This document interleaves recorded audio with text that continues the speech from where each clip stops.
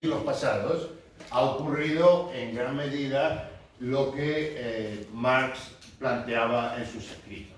Marx planteaba el capitalismo, aunque él no usaba ese término, como un sistema económico con una dinámica interna muy potente hacia la centralización, la concentración, la internacionalización del capital y la formación de un mercado mundial. Y yo creo que no hace falta ser muy proclive a este señor para darse cuenta de que esta perspectiva casa muy bien con lo que ha ocurrido en los dos últimos siglos, ¿no? Entonces, en los dos últimos siglos, o bueno, mejor dicho, en quizás las dos o tres últimas décadas, se ha empezado a usar una terminología que es la de la globalización o mundialización, ¿no? Como término para referirse a esa generalización de los mercados y su difusión al conjunto del mundo. ¿Cuándo empezó esa mundialización? Bueno, ahí hay diversidad de opiniones. Hay quien dice que quizá el momento clave fue el siglo XV con la llegada de los europeos a América y las grandes exploraciones que conectaron Europa con Asia. Pues es un punto de vista bastante defendible, pero lo que es obvio es que ese proceso se ha ido intensificando y se ha intensificado de una manera muy notable en las décadas más recientes. Ahora bien, ya esto, por ejemplo, en las últimas décadas del siglo XIX y comienzos del XX se veía claramente que estaba ocurriendo. En esas décadas, que fue cuando se empezó a generalizar, por ejemplo, el comercio internacional transportado en barcos de vapor, aumentaron mucho los flujos de mercancías y también los flujos de dinero. En esa época el Imperio Británico era la primera potencia mundial, pero Estados Unidos ya era una potencia naciente y había otras potencias, Francia con un imperio colonial enorme, Alemania intentando meter la nariz en todo ese asunto, que participaban más y más en ese proceso de mundialización. Ahora, el hecho de que en esa época el mundo estuviera básicamente dividido en imperios coloniales, en cierta forma ponía trabas a eso. Los imperios coloniales eran como espacios con cierta estanqueidad para que los capitales se movieran. Por supuesto que en las colonias francesas de África los capitales franceses tenían absoluto predominio y eso dificultaba la penetración de los capitales ingleses o alemanes y así sucesivamente en cada espacio colonial. No sé si aquí se sabe, pero en esa época básicamente África no tenía países independientes, eran todo colonias o inglesas, francesas, españolas, portuguesas, algunas italianas, y en Asia había una extensión enorme también de colonias. Entonces, digamos, ahí había un proceso de mundialización creciendo, pero dificultado por una serie de imperios coloniales con un montón de barreras, había muchas barreras arancelarias también. Y lo que se observaba bastante claramente en esa época es que había crisis económicas, pero esas crisis estaban desincronizadas. Por ejemplo, había una crisis económica en Francia y 5 años después había otra en Inglaterra y otra 3 años después en Estados Unidos.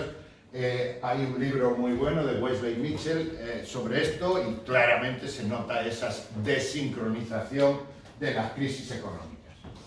Por cierto, ¿cómo se manifiestan esas crisis? Bueno, pues es obvio, todos lo sabemos, son periodos de demanda insuficiente para absorber la oferta que está en el mercado, son periodos en los que cae enormemente la inversión, que es generalmente el motor de la economía.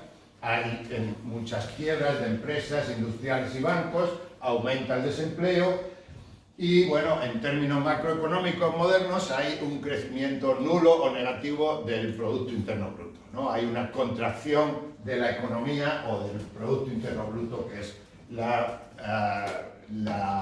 el índice cuantitativo de la economía o la actividad económica. Bueno, A mi juicio, el mecanismo subyacente a estas crisis es lo que Marx llamaba una interrupción momentánea de la acumulación del capital. La acumulación del capital es, en otros términos, es la inversión, se invierte para acumular capital y a mi juicio estas caídas de la inversión, de la acumulación del capital, están muy directamente conectadas con caídas relativamente temporarias de la rentabilidad. No se invierte porque la tasa de rentabilidad o la tasa de ganancia que en ese momento predomina no justifica para los inversores el hecho de invertir. Bueno, pues en esa situación de finales del siglo XIX, comienzo del siglo XX, en la que la mundialización se está profundizando porque se avanza en el comercio mundial, aunque haya barreras, hay un fenómeno que claramente interrumpe totalmente este proceso, que es la Primera Guerra Mundial, ¿no? La Primera Guerra Mundial básicamente destruye el comercio internacional, por lo menos entre los bloques contrincantes.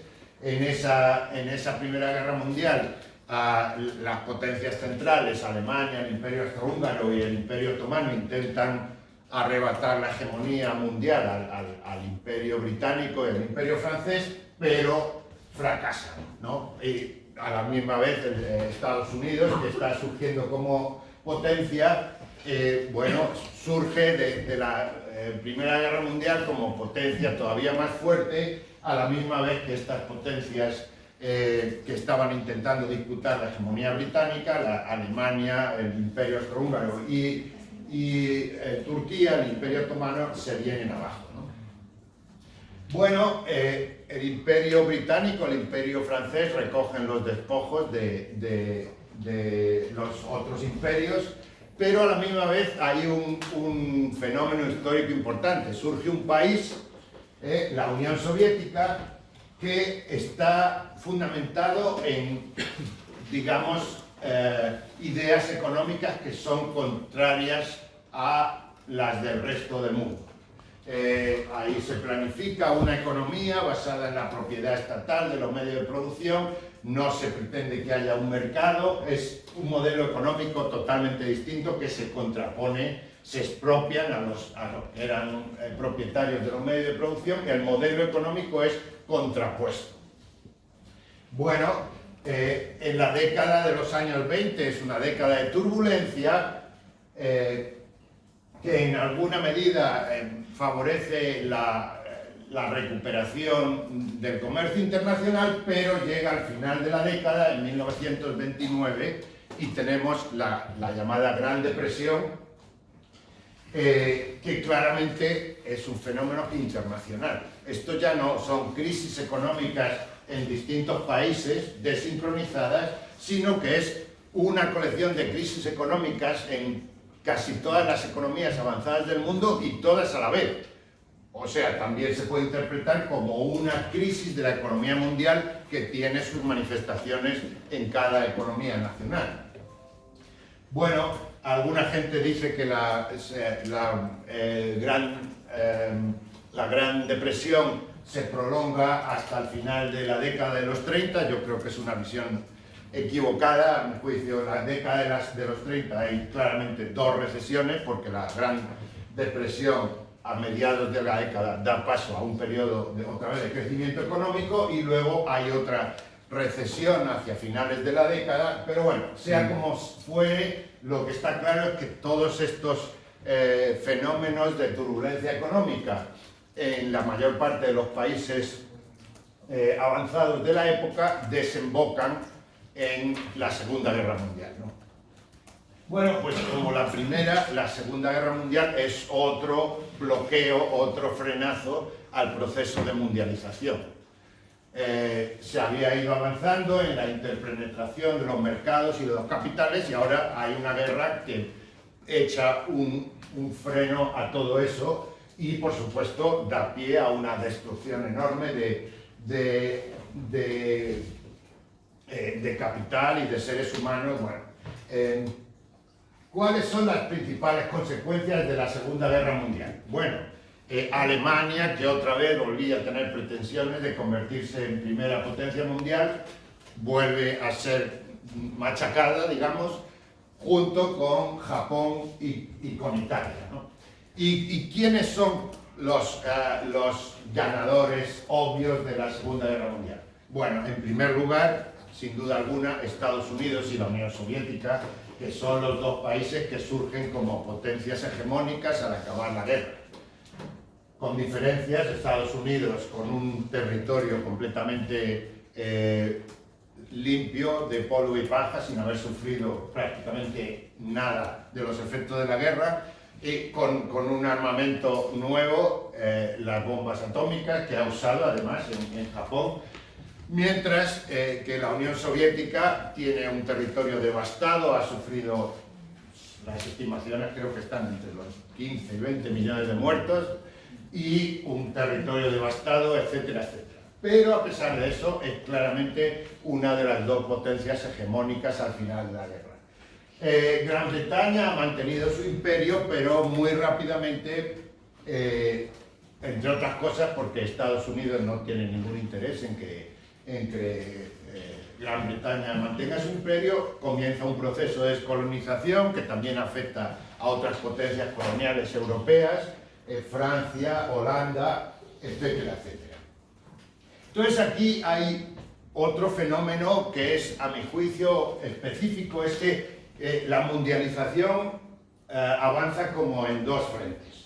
Hay una mundialización que podemos llamar capitalista, una integración de los mercados mundiales de Estados Unidos, Japón y Europa Occidental fundamentalmente, y los espacios económicos, por ejemplo, de Latinoamérica o África, donde esos países tienen influencia, y luego surge otro cacho, digamos, de la economía mundial que en cierta forma tiene también alguna integración, que es lo que en esa época se llamaba el campo socialista. ¿Quién forma el campo socialista en esa época? Pues básicamente la Unión Soviética, China, donde un gobierno socialista, o mejor dicho comunista, toma el poder en 1949, y una serie de países de Europa del Este donde el Ejército Rojo ha ocupado el territorio, y después de la guerra se han formado regímenes que tienen muchos contactos y vinculaciones con el régimen de la Unión Soviética. Entonces aquí vemos que la mundialización está avanzando como en dos partes. Bueno, esas dos partes también empiezan a tener conflictos, hay una ruptura entre los rusos y los chinos, se empiezan a disputar, entonces ahí esa parte, ese campo socialista cada vez en menos campo. Y en estas décadas, los años que siguen a la Segunda Guerra Mundial, hay un periodo de crecimiento económico muy rápido que hace que las crisis económicas que ocurren sean muy leves, y prácticamente alguna gente incluso dice que no las hay, no hay crisis económicas, ¿no? Ahora bien, eso llega la década de los 70 y se acaba. En la década de los 70 empieza a haber crisis económicas muy importantes que por ahora solo afectan, digamos, al lado capitalista.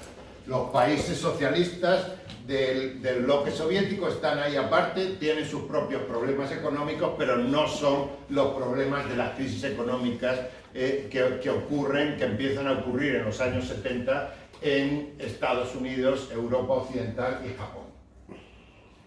Bueno, pasan un par de décadas más y en los años, final de los años 80 y, bueno, años 80 y años 90 hay un fenómeno crucial a mi juicio para entender la economía moderna, y es que ese campo socialista que había tenido una existencia más o menos precaria durante varias décadas, finalmente desaparece.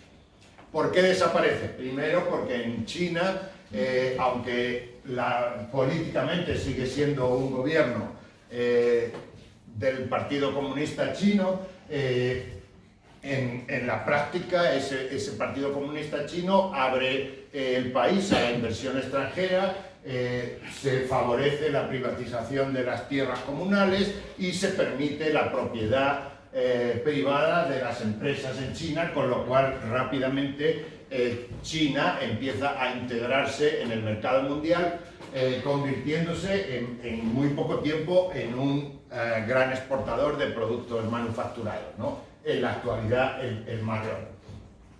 Pero por otra parte, en el bloque soviético hay un progresivo deterioro político que finalmente desemboca en el hundimiento del bloque soviético a finales de la década de los 80, que no solo es el hundimiento del bloque soviético, sino que es la desaparición de la Unión Soviética y la desaparición de una serie de países que antes existían y ya no existen, ¿no?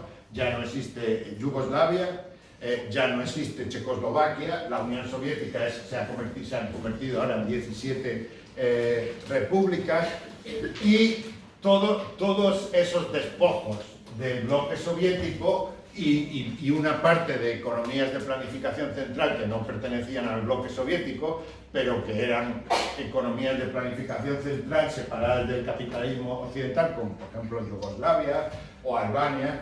Bueno, todo eso se integra también al mercado mundial. Entonces, a mi juicio, el proceso de mundialización tiene un paso cualitativo clave a final de los años 80, cuando este campo socialista, que ya estaba, digamos, muy deteriorado, básicamente desaparece como tal y se integra en el sistema económico ya altamente integrado. Entonces, bueno, mi tesis es que en ese sistema económico altamente integrado que tenemos en los años 70, se ven muy claramente 5 crisis, que son crisis de la economía mundial de entonces a ahora, ¿no? ¿Y cuáles son esas crisis? Bueno, como yo dije, mi concepción de crisis económica tiene como aspecto fundamental la interrupción o la desaceleración en un momento dado del proceso de acumulación del capital, ¿no? ¿Y cómo se puede medir la acumulación del capital? Pues muy fácilmente, se puede medir por lo que se llama formación de capital bruto, ¿no? Esto es una manera de medir en qué medida las empresas o los capitales, los capitalistas, en vez de gastarse el dinero en juergas, lo reinvierten para avanzar la producción. Por supuesto, esto no lo hacen por gusto, sino porque hay presión competitiva, y el que no invierte en mejorar sus condiciones de producción, pues eso, como en el refrán, ¿no? Camarón que se duerme se lo lleva la corriente, ¿no? Pues empresa que no innova y que no acumula capital, pues normalmente se va a la quiebra, ¿no? Entonces, estos son estadísticas del Banco Mundial en las que tenemos la formación de capital bruto como porcentaje del Producto Interno Bruto Mundial. El Producto Interno Bruto Mundial no es otra cosa que la suma de los Productos Internos Brutos de todos los países del mundo. Bueno, pues aquí vemos que, por ejemplo, ahí en el 2009 hay una caída tremenda de la formación bruta de capital. Y todos sabemos lo que es eso, ¿no? 2009, eso es la gran recesión, ¿no? Pero resulta que aquí en el 2001 también hay otro bajón fortísimo de la formación de capital. ¿Y qué pasó en esa época? Bueno, en esa época es interesante, en los países de capitalismo avanzado hubo recesiones bastante leves, pero en sitios como Asia o en América Latina hubo crisis económicas fortísimas, por ejemplo, una de ellas con nombre propio, el llamado Corralito. Bueno, ahí vemos otra, perdón. Aquí hay un proceso de caída de la acumulación del capital, que es aproximadamente comienzos de la década de los 90. Aquí tenemos otro bajón de la acumulación de capital, de la formación de capital bruto, a comienzos de los años 80 y aquí otra, este bajón, a mediados de los años 70. Bueno, a mi juicio, esas son 5 crisis de la economía mundial. Ahora, ¿baso eso solamente en esto? No, lo baso en otros datos. Por cierto, tengo que investigar más, creo que probablemente se puede identificar otra a finales de los años 60, pero no voy a hablar de ello porque la mayor parte de las estadísticas del Banco Mundial, que son las que he usado, empiezan precisamente en el año 70 y bueno, pues... Bueno, esto es otro indicador macroeconómico, el crecimiento del Producto Bruto Mundial y básicamente muestra algo muy parecido a lo que mostraba esta gráfica. Vemos el bajón de la gran recesión con una contracción de cerca del 2% de la economía mundial y luego lo que es interesante es que en estas otras crisis no llega a haber un crecimiento negativo de la economía mundial. Hay bajones de la tasa de crecimiento, por ejemplo aquí en los años 80 casi llega a ser cero, pero considerada en su totalidad la economía mundial no llega a tener crecimiento negativo en estas crisis, salvo en la del 2009. Bueno, algunos economistas han puesto nombres propios a crisis que han ocurrido en distintos países, ¿no? En esta época, por ejemplo, la de los años 80, alguna gente la llamó la crisis de deuda latinoamericana, porque muchos países latinoamericanos en esa época entraron en default.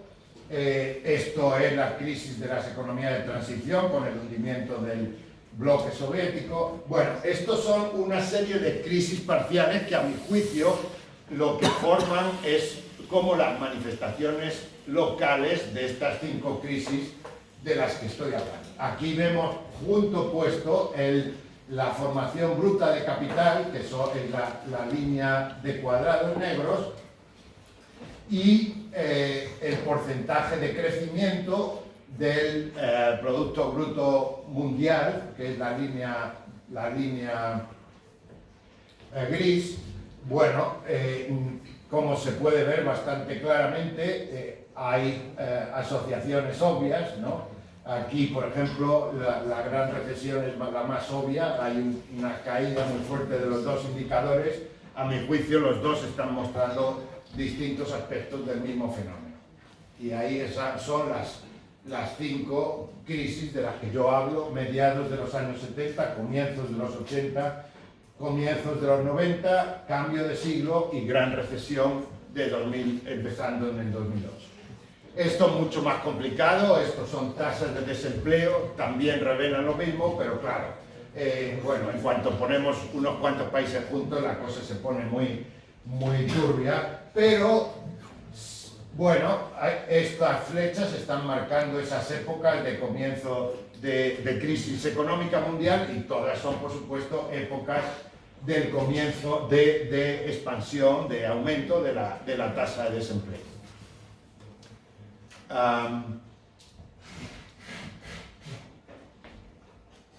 Hay muchos economistas que distinguen entre recesiones y crisis, ¿no? Se empezó a decir que las crisis solamente son cuando es una contracción económica muy fuerte y que por tanto hay muchas de esas periodos de turbulencia económica o contracción económica que no hay que calificar como crisis sino como recesión. Yo creo que es una distinción que no tiene fundamento. De hecho, el autor que teorizó sobre todo esto de las crisis económicas, en los ciclos económicos, que fue Wesley Mitchell, él no diferenciaba entre recesión y crisis. Él decía que son distintas maneras de llamar un mismo fenómeno. Marx tampoco diferenciaba esta idea de recesión, es un término moderno.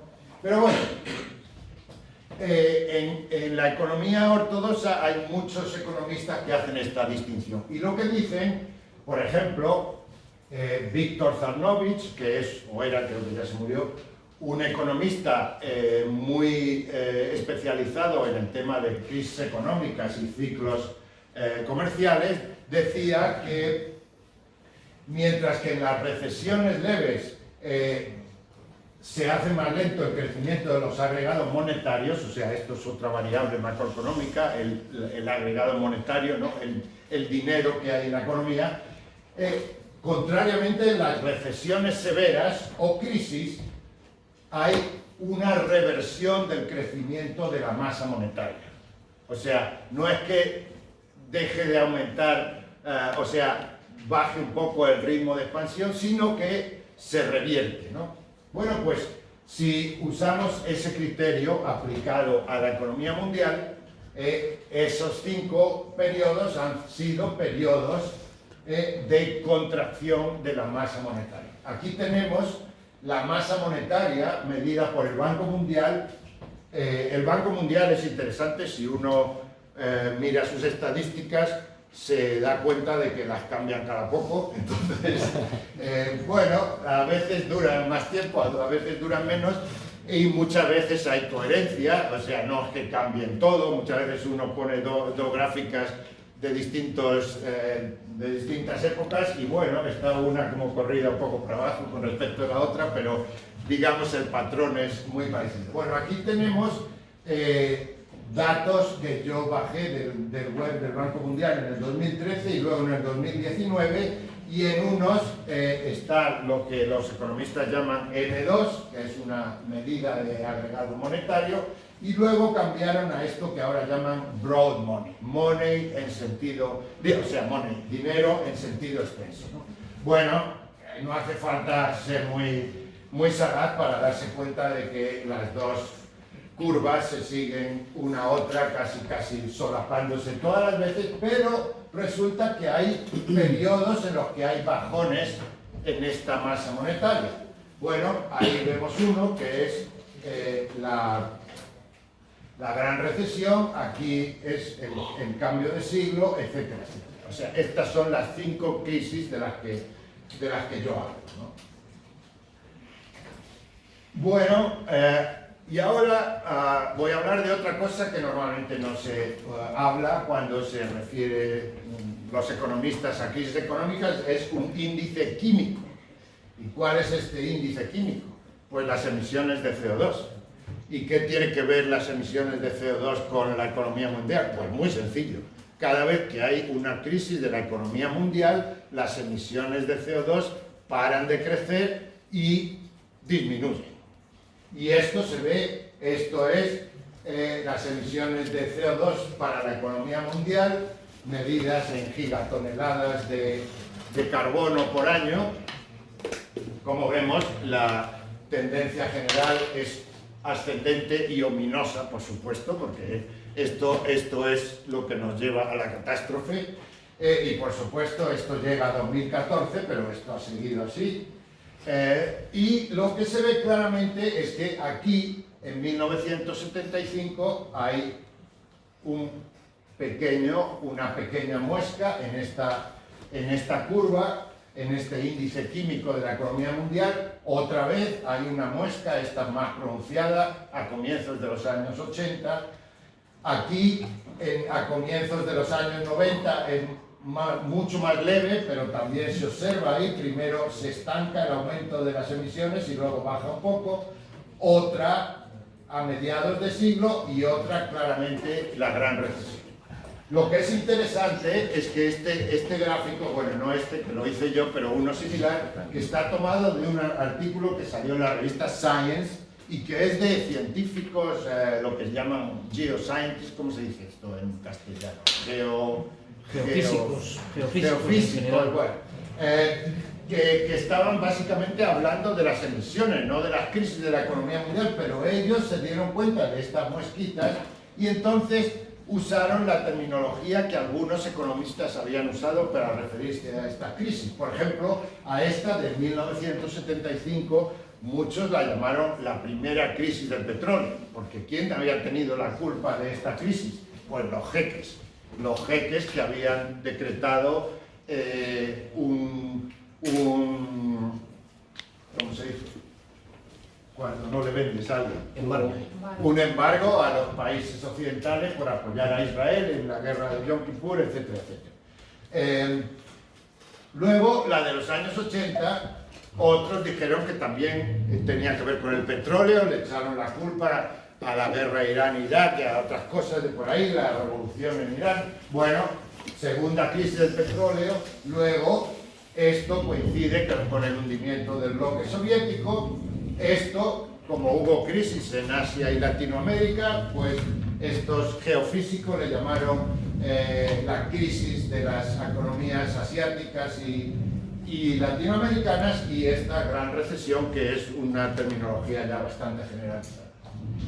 Bueno, y claro, si ponemos juntos en un gráfico la tasa de crecimiento de las emisiones de CO2 mundiales, que es esta línea gris, y la tasa de crecimiento anual del Producto Bruto Mundial, que son los puntos negros, pues parece que hay una correlación bastante gloriosa, ¿no?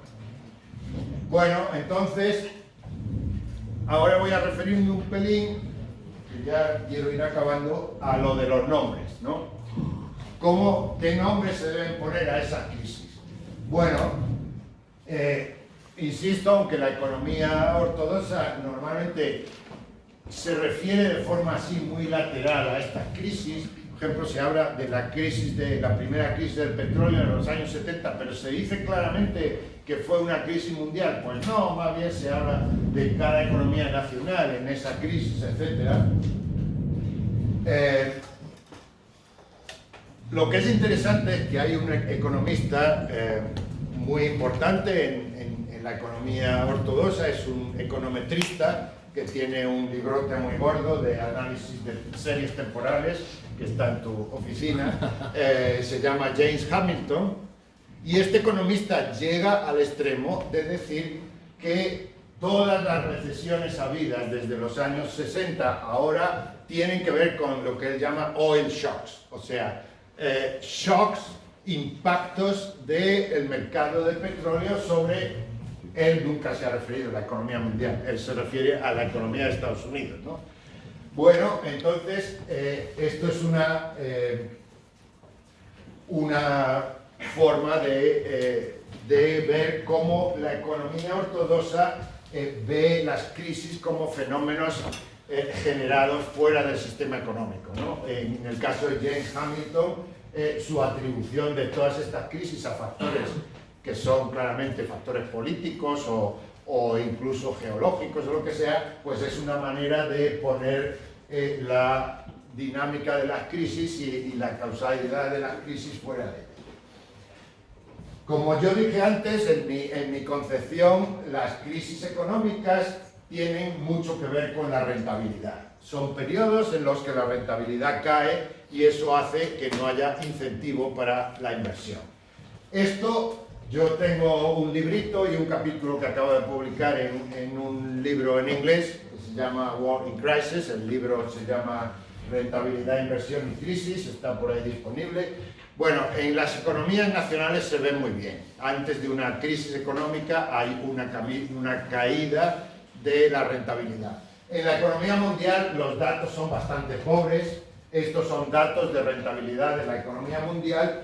Yo creo que lo que se ve no es de ninguna manera inconsistente con esta idea, pero por supuesto esta gráfica no es ni mucho menos tan llamativa y tan obvia como otras que creo que he mostrado aquí. Esto es un libro publicado por por el Fondo Monetario Internacional. Los autores son Cos y Terrones, creo que es un filipino y un ecuatoriano o algo así.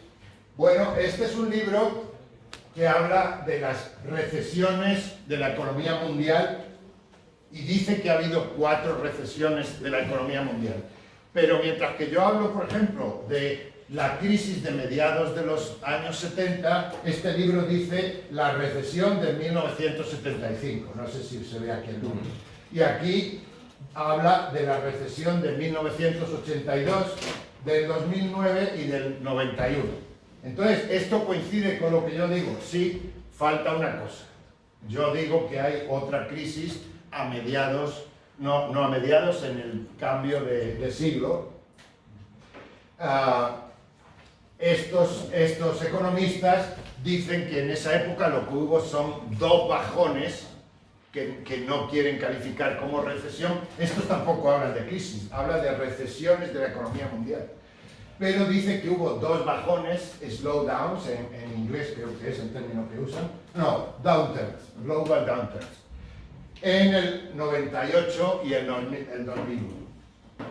Entonces, claro, esto es interesante porque esto da pie a no echar por la borda esta idea que en la economía ortodoxa se cultivó bastante justo hasta que comenzó la gran recesión, que era lo que se llamaba la gran moderación. Era la idea de que gracias a no se sabe muy bien qué, pero posiblemente a la eficaz labor de los bancos centrales de los distintos países, se ha conseguido que la economía evolucione sin que básicamente haya crisis. Claro, ¿qué periodo se estaba haciendo referencia aquí? Pues la mayor parte de los años 90 hasta 2006 o así, que era cuando se hablaba de esto, muy poco antes de que hubiera un batacazo. Y por supuesto esto se decía basándose en que esta recesión de la transición de siglo en los países de las economías avanzadas fue muy moderada y esto daba pie a esto. Ahora, yo tengo un problema con esta idea de fechar las crisis en un año concreto. ¿Por qué? ¿Cuál es mi problema con esto? Bueno, pues esto es la distribución del número de economías nacionales que están en recesión en un año dado entre 1961 y el 2011. Y lo que se ve es que en esos años individuales que dice este libro del Fondo Monetario Internacional que hay una recesión, lo que ocurre es que hay un pico del número de economías nacionales que están en recesión. Pero, ¿qué pasa con el...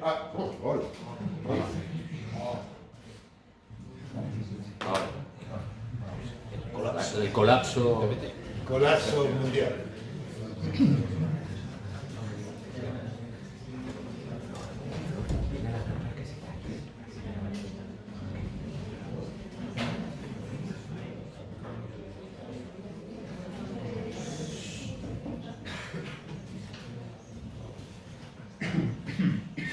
Bueno, ahí estaba.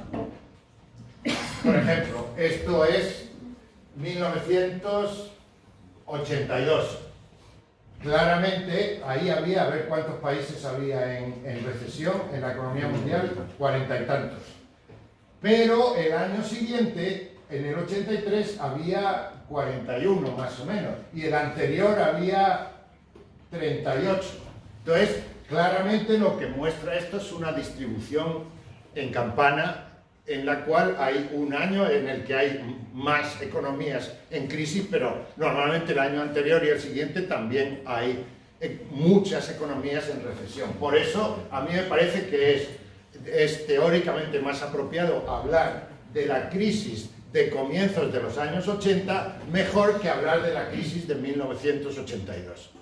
A veces la ambigüedad es apropiada porque si se hace referencia a un fenómeno ambiguo que tiene unos márgenes, con esa ambigüedad terminológica se ajusta uno a la realidad. Ahí se ve otra vez la distribución en campana muy bien. Y bueno, pues ahí voy. Otra cosa de la que quiero hablar es en qué se diferencia este esquema general que yo he presentado aquí de 5 crisis de la economía mundial desde los años 70 a ahora, en qué se diferencia eso de otras ideas de economistas heterodoxos sobre crisis económicas que muchas veces también se consideran de la economía mundial. Bueno, es muy frecuente entre economistas heterodoxos, bien sean de la tradición post-keynesiana o de la tradición marxista, que se hable de 4 grandes crisis del capitalismo. ¿Y cuándo ocurrieron esas grandes crisis del capitalismo? Pues supuestamente una a finales del siglo XIX, otra en los años 30 de este siglo, otra en los años 80 o 70-80 y otra la gran recesión que según muchos de estos economistas empezó en el 2008, muchos no saben si ha acabado todavía o no. Bueno, a mi juicio esa cronología tiene muchos fallos y ajusta muy poco con los datos estadísticos económicos. Por ejemplo, en 1920 hubo una crisis económica fundamental, muy importante en Estados Unidos, que según esto no existe, porque eso cae en el agujero entre la crisis de finales del siglo XIX y la gran recesión de los años 30. Con este esquema también se ignora, por ejemplo, las crisis de finales del siglo XX, etcétera, etcétera. A mí me parece una mala cronología que, por otra parte, conceptualiza las crisis como periodos que duran mucho. Incluso pueden durar hasta 20 años. Esta crisis de la que hablan algunos autores de finales del siglo XIX la ponen como una crisis que pudo durar entre 15 y 20 años. La gran recesión, o sea, la gran depresión de los años 30 la ponen como extendida toda la década. Incluso muchos dicen la guerra también era parte, entonces ya son 15 años, etcétera, etcétera. Bueno, si uno lee las referencias de Marx a las crisis económicas, claramente Marx veía las crisis económicas como fenómenos bastante puntuales, como él dice, como fenómenos que irrumpen y trastornan el estado habitual del sistema económico del capital, que es la acumulación del capital, lo trastornan por un tiempo, pero enseguida pasa, ¿no? Bueno, esto es las crisis o las recesiones de 4 economías, en principio bastante alejadas: Holanda, Japón, España y Estados Unidos, entre 1960 y 1985. Bueno, como se ve, hay una digamos, asociación bastante intensa entre las recesiones de los 4 países. Aquí es casi Japón el único que se sale de tono y que desafina. Si vamos al siguiente periodo de esas cuatro economías, vemos que hay también una gran armonización y otra vez Japón es el único que se sale de ahí. A mi juicio esto es, bueno, pues revelador de que estos son manifestaciones nacionales de eso que es una crisis de una entidad más amplia que es la economía mundial, ¿no? Otra cosa interesante es que esto claramente no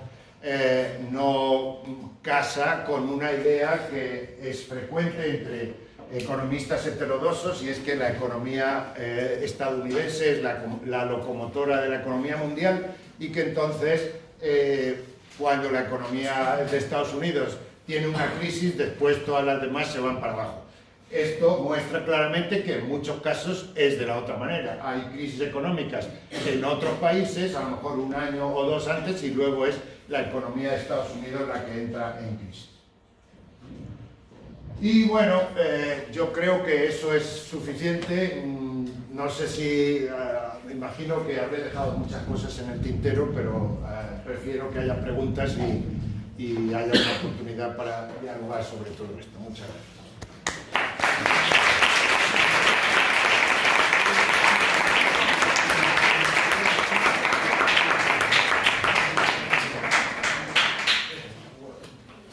Si queréis hacer preguntas, tenemos media hora o... Marta tiene una pregunta. Profesor, enhorabuena por la conferencia. La pregunta es la siguiente con relación a las últimas estadísticas donde se efectúa un comparativo entre Japón, España, Estados Unidos y Noruega. Holanda, perdón. Se ha hablado acerca de las crisis y la pregunta tiene que ver con las estrategias de manejo. Específicamente para Japón se ha hablado de un modelo de respuesta o de manejo bastante contractivo. La pregunta es si las políticas se reflejan en esta última gráfica con relación a cómo se ha venido desenvolviendo o saliendo de la crisis. Bueno, en mi opinión, el hecho de que las crisis de las recesiones de las economías nacionales, o crisis, yo no tengo ningún inconveniente en usar los términos como indistinguibles, se hayan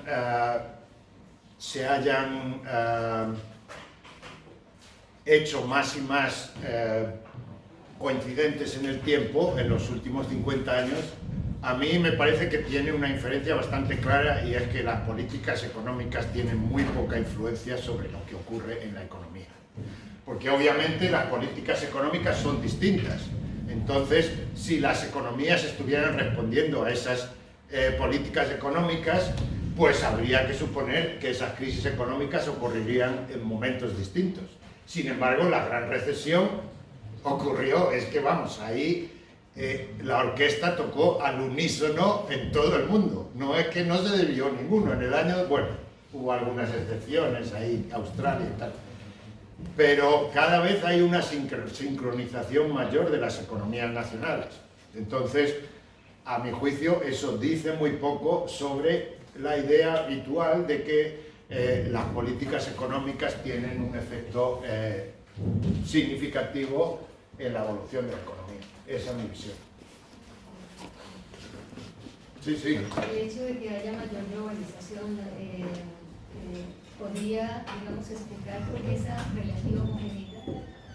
Bueno, claro, o sea, a medida que las economías están más interpenetradas, hay más lazos que hacen que lo que pasa en una parte se transmita inmediatamente a las demás. Sí, o sea, esto es otra manifestación de la globalización o mundialización económica.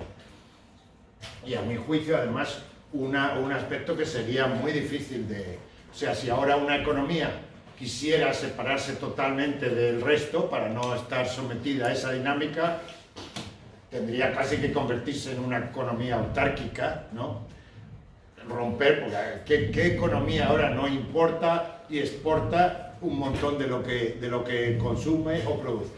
Pues todas. Entonces, a mi juicio, esto es un fenómeno que no tiene reversión.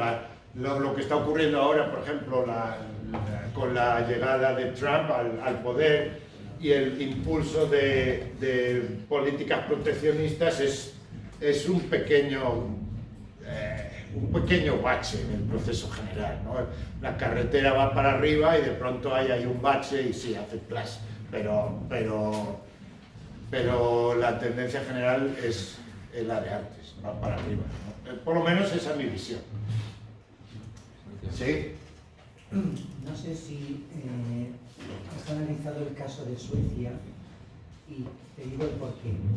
En estas últimas gráficas que has puesto en relación a Japón, te quería preguntar, ¿puede que la decisión, que sí que es política, de que Japón decidió salvar a la banca y les ha llevado a que la crisis se haya mantenido y no hayan salido, a diferencia de Suecia, que dejó que los bancos quebraran y sin embargo la economía se recuperó? Bueno, yo en particular la economía sueca no la he estudiado, no puedo dar una respuesta fundamentada a eso, ¿no?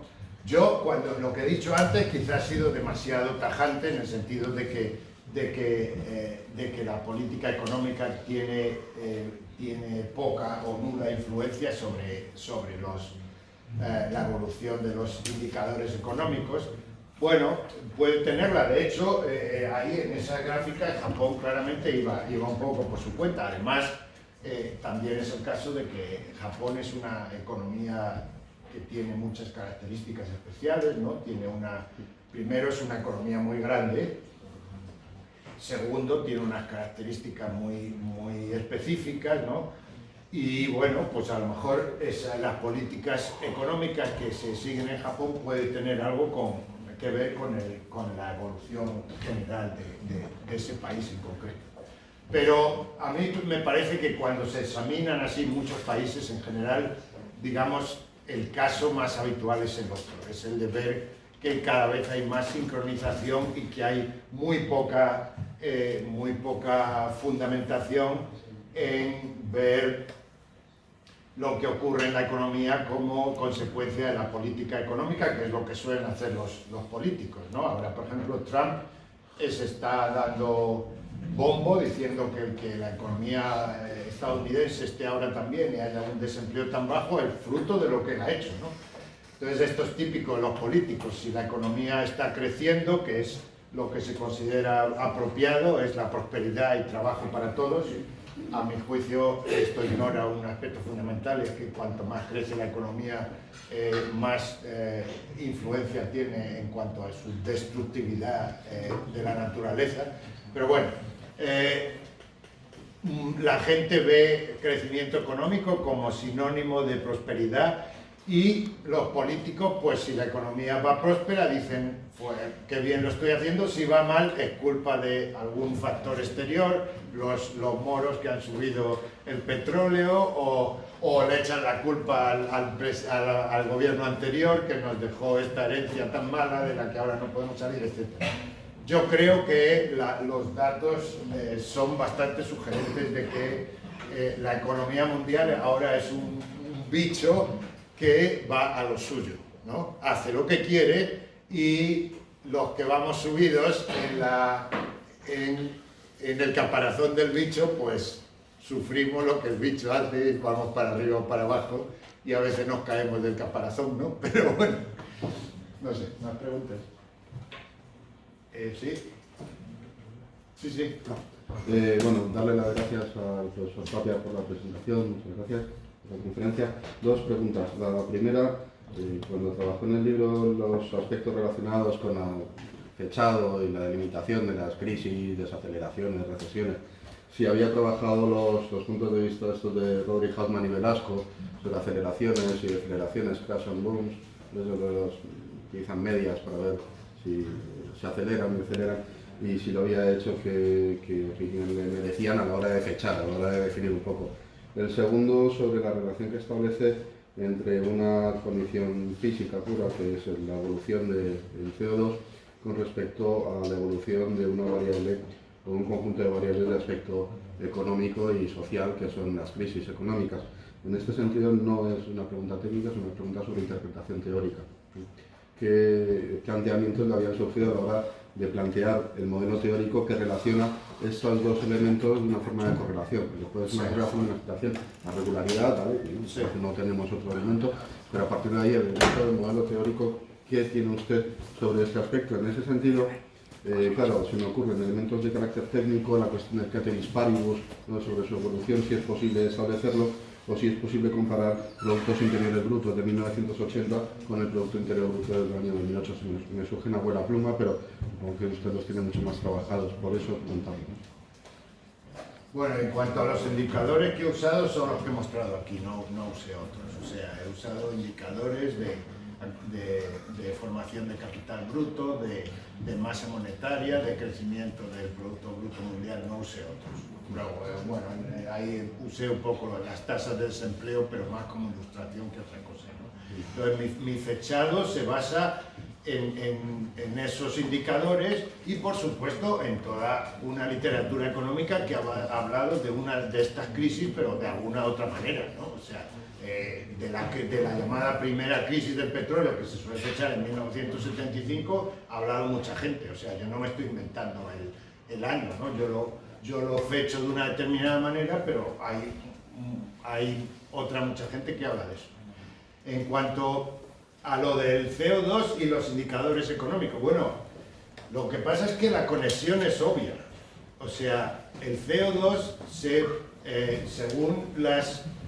según sabemos por química se produce en las combustiones, ¿no? En las combustiones básicamente en dos procesos, las combustiones de productos fósiles, ¿no? Carbón, petróleo y derivados y gas natural, y en la fabricación de cemento que genera CO2 por desprendimiento de ese gas de la arena que se calienta para generar el cemento, ¿no? Bueno, ¿cuál es la relación de eso con la actividad económica? Es obvia.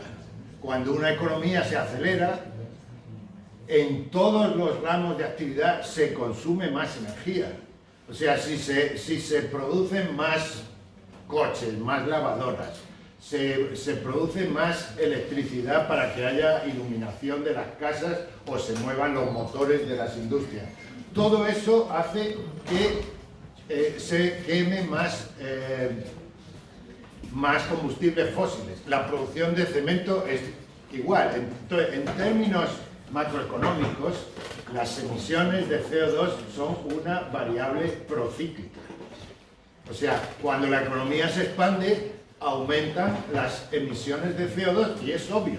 Es obvio, ¿por qué? Porque es que las actividades que generan esas emisiones son las actividades que son medidas en términos monetarios por el Producto Interno Bruto. Entonces, lo que sería muy raro es que aumentara el Producto Interno Bruto y bajaran las emisiones. Claro, es verdad que eso hay países donde se ha observado, por ejemplo, en el Reino Unido, en Estados Unidos en los últimos 10 o 15 años, pero hay razones específicas para eso, que son la conversión de una economía fundamentalmente industrial a una economía fundamentalmente financiera, o lo que cada vez ocurre más en muchos países, la desindustrialización. Si quitas un montón de actividades económicas que generan CO2, bueno, eso puede reducir las emisiones. Pero, en principio, la idea de que las emisiones de CO2 son una variable procíclica es una cosa completamente lógica, muy fácil de entender y que está de acuerdo con todo lo que sabemos sobre cómo se produce el CO2 en las combustiones, en la fabricación de cemento y demás. ¿Más preguntas? ¿Sí? Sí. Pues dos cosas también, ¿no? Por un lado, por una parte, teníamos esas observaciones, ¿no? Que ahora también retomabas, sobre emisiones de dióxido de carbono. Ahí tenemos una conexión biofísica, ¿no? O la interpretación química de las crisis, ¿no?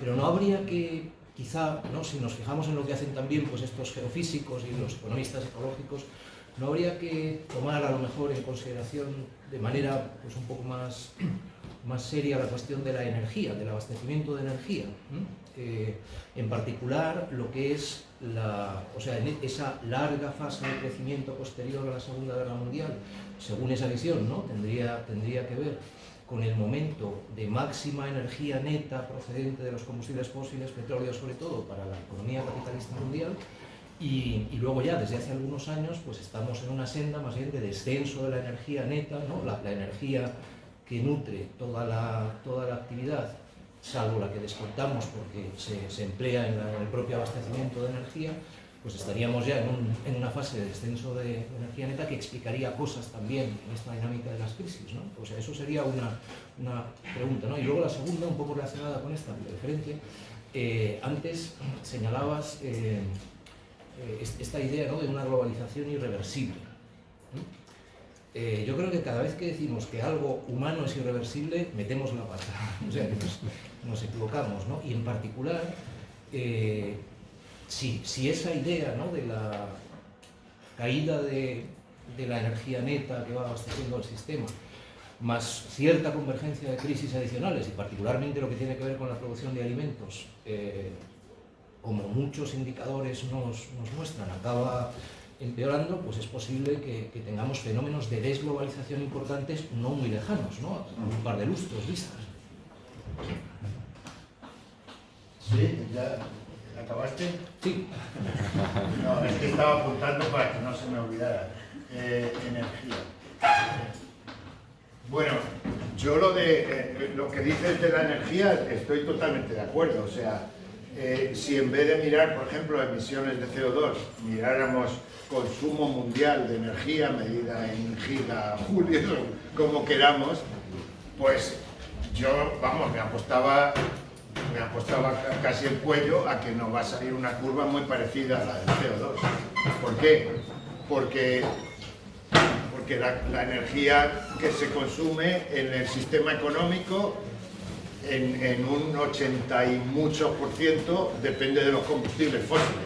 Hay una pequeña parte que viene de energía hidroeléctrica, energía nuclear, una parte todavía muy pequeña pero creciente de energía renovable como el solar o aerogeneradores y tal, pero si te pones a ver consumo de energía, o sea, uso de energía neta en la economía, pues yo creo que debe salir muy parecido a los CO2, ¿no? Entonces sí, estoy de acuerdo, ¿no?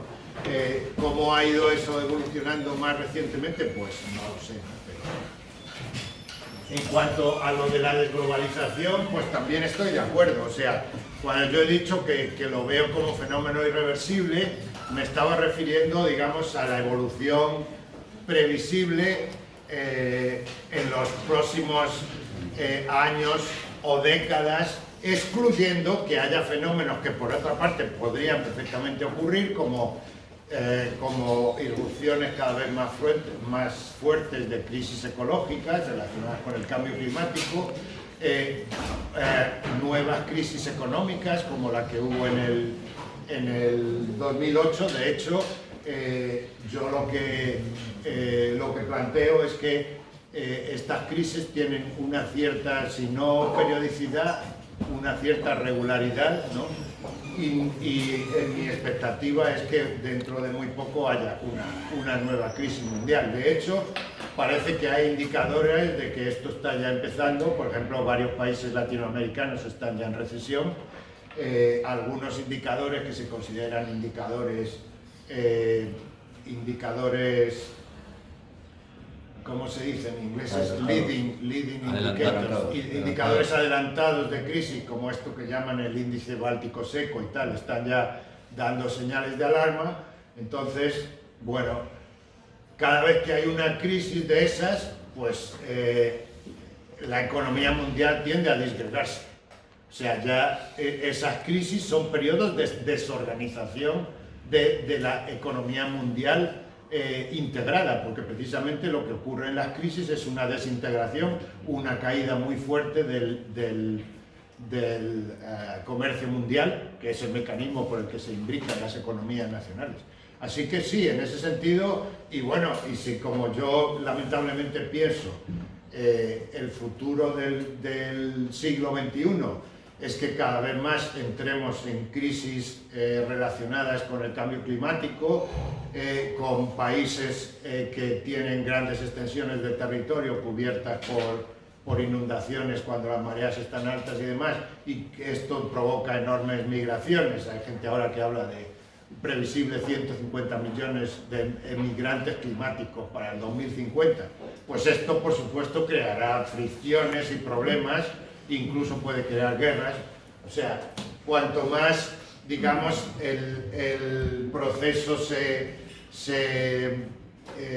desarrolle por sí mismo y surjan todos estos fenómenos que en cierta forma están ahí creciendo, pues sí, la mundialización se podrá alterar y a lo mejor acabamos con una colección digamos, de reinos, de taifas mundiales, cada uno sálvese como pueda. No lo sé, yo no me gusta mucho hacer futurismo, además soy bastante pesimista, pero sí, claro, yo no veo que las perspectivas actuales sean un crecimiento, digamos, pausado y armónico de la economía mundial, del capitalismo en los próximos 50 años, no. Yo pienso que hay muchos baches por delante en la carretera y a lo mejor más que baches, ¿no? A lo mejor hay sitios donde la carretera está rota y la furgoneta o el autobús en el que vamos se puede caer por ella, ¿no? No sé. No se sabe. Esa es mi opinión. ¿Sí?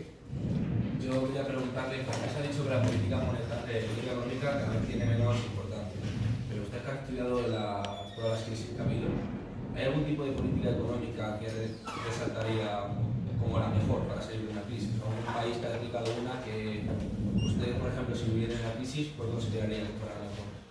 ¿Verdad? Una cosita para los estudiantes de filosofía. Hay unas hojas de firmas por aquí. O sea, que no lo olvidéis. Bueno, ¿cuál es la política mejor? Pues ya se sabe, los keynesianos dicen que hay que aumentar el gasto público para crear empleo y demás. Los neoclásicos dicen que eso es una política equivocada y que no es efectiva y por tanto no funciona. Yo creo que no hay pruebas claras de que ninguna de las dos ideas sea cierta. Por ejemplo, la gente que dice, esto se ve mucho en artículos de gente de izquierda y tal, que claramente la Gran Depresión de los años 30 la superó la política del New Deal de Roosevelt y tal. Bueno, esto en cuanto se pone uno a mirar los datos, claramente se ve que no. O sea, por ejemplo, la economía de Estados Unidos empezó a salir claramente de la recesión que había empezado en el 29. La economía de Estados Unidos comenzó a salir en el 33. Pero es que las políticas del New Deal se empezaron a aplicar a final del 33 o en el 34. Entonces, hay una cosa básica que es la temporalidad de la causalidad. Si una cosa ocurre antes que otra, no puedes considerar a la primera como efecto de la segunda, ¿no? Entonces, si fulanito se murió el día 20 y alguien disparó una pistola el día 21, es obvio que la muerte de fulanito el día 20 no puede ser causada por el disparo de pistola en el día 21. Entonces, bueno, yo no tengo una respuesta clara para eso. Yo creo que, como dije antes, que las políticas económicas que intentan influir en la evolución de la economía tienen muy poco efecto, por supuesto. O sea, hay razones para defender algunas políticas, incluso aunque pienses que no tienen un efecto claro sobre la economía. Por ejemplo, cuando hay un montón de desempleo, pues a proveer de subsidios de desempleo a los desempleados parece que es una buena cosa si quieres que la gente no tenga que irse a vivir debajo del puente y tenga para comer, ¿no? Porque claro, si no, pues los desempleados sin desempleo, como ocurría en el siglo XIX, pues se convierten en mendigos, ¿no? Ahora, con el desarrollo del estado de bienestar, pues eso, por ejemplo, ese problema se resuelve mediante los subsidios de desempleo. Claro está que, ¿qué dicen los economistas neoclásicos? Que esos subsidios hacen que la economía tarde más en recuperarse. ¿Es eso verdad? Yo creo que hay poca, como se dice ahora, evidencia empírica, término que odio, porque esto es una traducción literal del inglés. Evidencia en inglés, o sea, evidence en inglés no significa lo mismo que evidencia en español. Entonces, lo que no hay es pruebas claras de que eso sea así, ¿no? Pero bueno, yo claramente defiendo que si hay desempleo se dé subsidio a los desempleados, porque es una política de favorecer a los que más perjudicados están. No sé si probablemente no fue una respuesta muy convincente, pero es lo que pienso. ¿Sí? Desde el punto de vista, ¿qué futuro crees que tiene el estado de bienestar, teniendo en cuenta el envejecimiento poblacional y que lo que ahora se agrega es mantener a una población más envejecida? Pues muchas veces se defiende que un crecimiento económico se puede mantener ese estado de bienestar, pero como ya hemos dicho, pues un envejecimiento está sustentado en un gasto de recursos disponibilizados, como el petróleo o los recursos naturales. Entonces, desde mi punto de vista, ¿qué futuro crees que tiene el estado de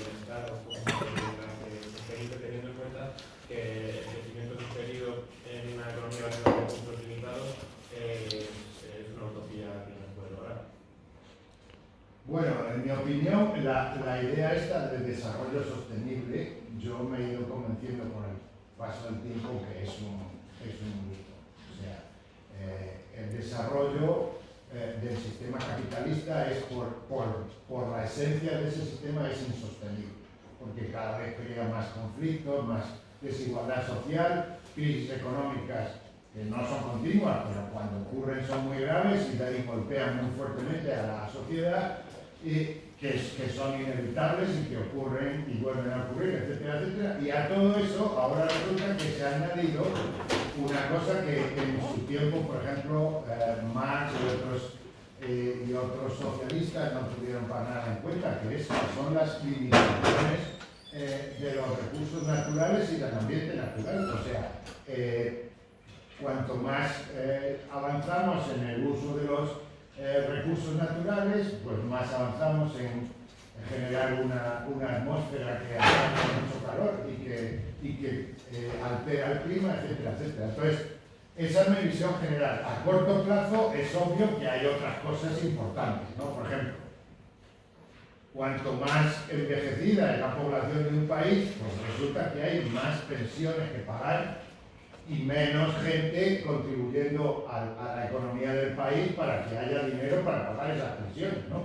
Entonces, pues a mí me parece un aspecto básico el intentar solventar eso.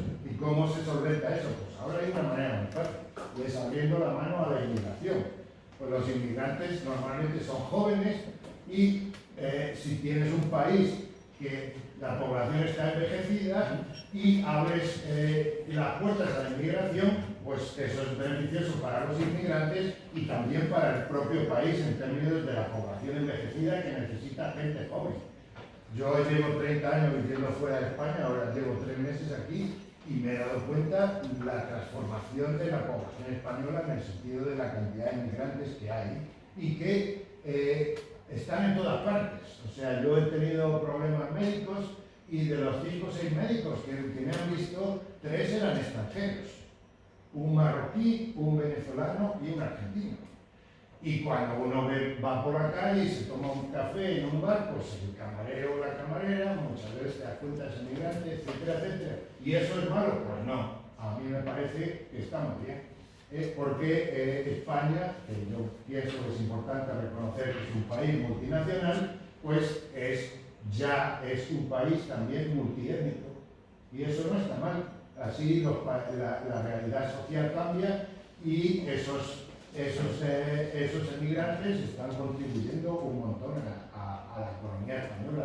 Nada malo, todo positivo. Bueno, habrá algún caradura o algún malvado como en todas partes, pero un país como Japón, que tiene una población súper envejecida y que a la vez tiene una política inmigratoria súper restrictiva, yo creo que va a entrar en crisis muy pronto y en una crisis tremenda porque, bueno, eso es totalmente insostenible a corto plazo.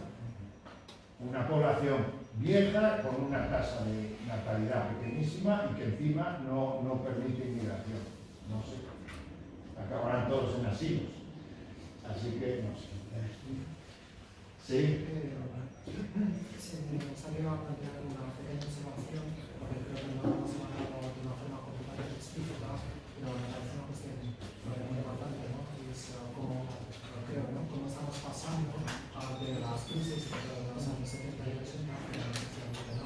Solo one-side shocks, ¿no? Pero ahora estamos pasando sobre todo las dos últimas crisis que representan una financiera, ¿no? Sobre todo si tenemos la crisis, sobre todo año 2001, ¿no? Y también de 2008, ¿no? Estamos viendo que el carácter de la crisis no depende tanto de la oferta o la demanda, sino de cuestiones financieras, ¿no? Yo no estoy de acuerdo con esa visión. Yo sé que hay autores que plantean eso, que la crisis ha cambiado de carácter y, por ejemplo, que la gran recesión es fundamentalmente una crisis financiera. Yo no estoy de acuerdo. Creo que en cuanto se profundiza y se miran los datos, se revela que esa crisis tiene su base en la economía real y además es tanto más obvio cuando se mira, por ejemplo, países concretos que han tenido una crisis financiera tremenda, pero que cuando hurgas ves que está basada en la crisis de la economía real. Ejemplo, Grecia. Grecia tiene un montón de problemas a partir del 2008-2009 que se manifiestan en lo financiero, pero es que resulta que ¿cuál era la actividad o una de las actividades principales de la economía griega? El transporte marítimo. Y es que el transporte marítimo es muy dependiente de cómo está el volumen general de la economía mundial. Cuando la economía mundial empieza a ralentizarse, el transporte marítimo se viene abajo. Y Grecia tenía una capacidad de transporte marítimo descomunal, y en cuanto el comercio internacional empezó a flojear en el año 2006, pues Grecia empezó a tener problemas. Entonces, mucha gente habla de la crisis financiera global del 2008 y tal, y ignora que hay toda una serie de procesos de base que justifican el que haya habido luego procesos en la esfera financiera, ¿no? Además es muy interesante que los teóricos de los ciclos comerciales y demás de otros tiempos, por ejemplo Wesley Mitchell, que es este señor que está aquí, y para mí es un economista muy importante, estudiando detenidamente las crisis, decían claramente que toda crisis está basada en la economía real, que lo financiero es siempre, en cuanto se mira y se estudia en concreto una crisis, digamos un epifenómeno, es algo que ocurre por encima, ¿no? Los bancos empiezan a quebrar porque las empresas empiezan a retirar fondos, los consumidores se empiezan a asustar, o sea, hay unos procesos de la economía real que luego repercuten en la economía financiera. Esa es mi visión. Yo sé que hay mucha gente que discrepa, pero bueno, así es en economía, ¿no? Hay multitud de opiniones. Sí, los keynesianos tendrían otro punto de vista, ¿no? Sí, sí. Bueno, ¿alguna pregunta más? ¿Sí? Yo tengo una duda, con una visión en la que admite claramente los inconvenientes de una economía en crecimiento constante, con un crecimiento insostenible, con efectos medioambientales muy claros, y sin embargo definiendo la crisis como los momentos en donde ese crecimiento deja de producirse. Habría que replantearse una definición de qué entendemos por crisis. No es la mayor crisis que las cosas sigan sin haber crisis. O sea, no sé si te entiendo bien. ¿Quieres decir que la crisis es las condiciones normales de crecimiento son la verdadera crisis? ¿Es eso lo que quieres decir? Bueno, es una manera de plantearlo, pero bueno, hay una cierta terminología económica, entonces, claro, si uno empieza a hablar más y más su propia jerga, al final no te entiende nadie. O sea, una cosa, yo por ejemplo, aquí hablé muy poco de esto, pero yo publiqué recientemente un librito sobre cambio climático. Y tenemos una conferencia sobre ello la semana que viene, pero en la Facultad de Filosofía. El miércoles que viene a las 4 en la sala de conferencia.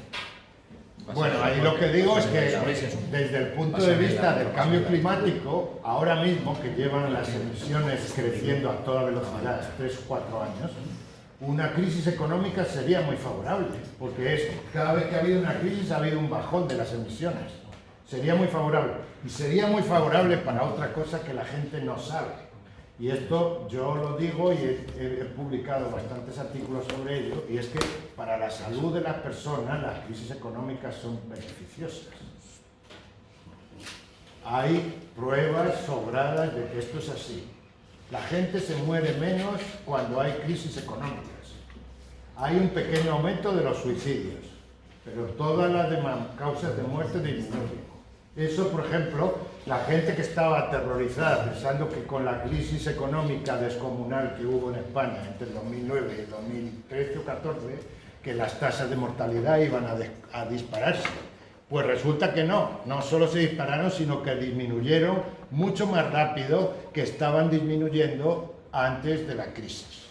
Y si queréis referencias, tengo varias. Una en The Lancet, que es una revista médica muy prestigiosa, otra en la American Journal of Epidemiology, que es una de las revistas más prestigiosas de salud pública. O sea, los datos son manifiestos. Además, tampoco son solo de la economía española, hay datos... Bueno, además, supongo que se ha notado que yo tengo simpatías por Marx, y es muy interesante que Marx, en El Capital, se refiere a lo que ocurrió entre los obreros de la industria textil de Manchester, cuando, por influencia de la guerra civil de Estados Unidos, la industria entró en parálisis porque la industria textil de Inglaterra se alimentaba del algodón que venía de las plantaciones de Estados Unidos, las plantaciones del sur. Cuando empezó la guerra, los estados del norte, la Unión, bloquearon las exportaciones de algodón del sur y entonces la industria británica se quedó sin algodón y los obreros se quedaron sin trabajo. Pues Marx cita así como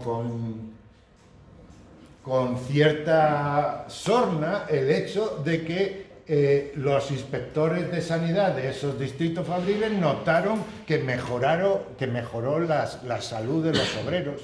Y él dice, ¿y por qué? Pues porque dejaron de estar expuestos diariamente a condiciones terribles de trabajo en las fábricas.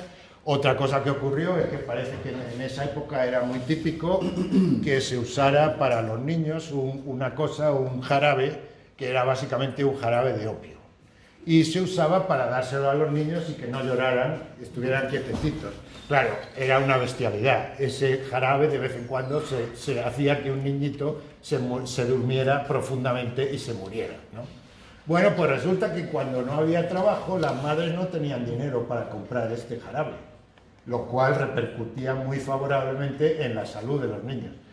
En definitiva, no voy a seguir aquí haciendo una apología de las crisis económicas. A mucha gente le sienta como una patada en la boca porque evidentemente pues, la actividad económica nos da de comer, entonces tiene sus aspectos contradictorios, pero sí, en muchos aspectos la economía en la que vivimos, cuando es más dañina, es cuando está en condiciones de prosperidad de las cuales se suelen alegrar mucho los políticos, la mayor parte de los economistas, etcétera, etcétera.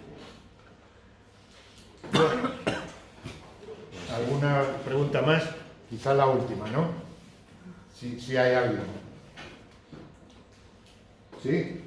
Ah, no, pensé que estabas. ¿Sí? Sí. Hemos hablado de política, hemos hablado de externalidades como causas. ¿Cuál es el rol de la tecnología, la ciencia, tecnología y innovación en todo este proceso? La ciencia y la tecnología, bueno, a mí me parece